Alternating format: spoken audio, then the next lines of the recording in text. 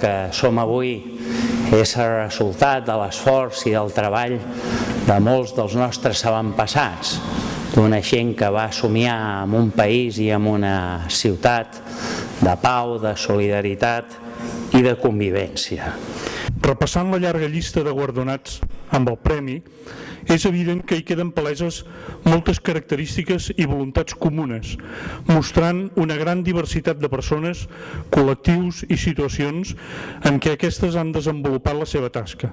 El premi parla de compromisos, de ser amb, de compartir, d'estar al costat de lluitar sempre sempre en el marc d'una situació concreta. Amb aquest atorgament es continua la línia de coherència mantinguda des del principi per la Fundació i que amb l'Arcadi es complia una vegada més i amb escreix aquesta característica, podríem dir ja aquest requisit establert per la pròpia Fundació.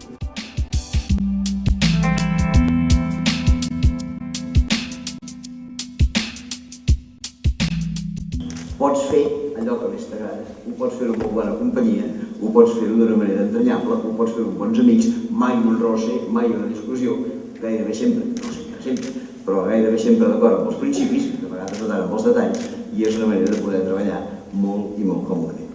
Tenim molts i molts reptes pendents. I m'ha agradat molt que ell es plantés entre els reptes el que per mi és el més important de tots, que és el repte de la fama i l'humor.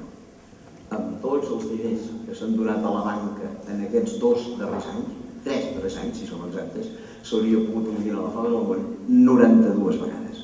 La gent s'ajuda i moltes iniciatives que potser estaven esmorteïdes ara surten i la gent es dona compte que si no hi ha l'estat del benestar, que entre parèntesis hi hauria de ser, doncs almenys la gent s'ajuda tant.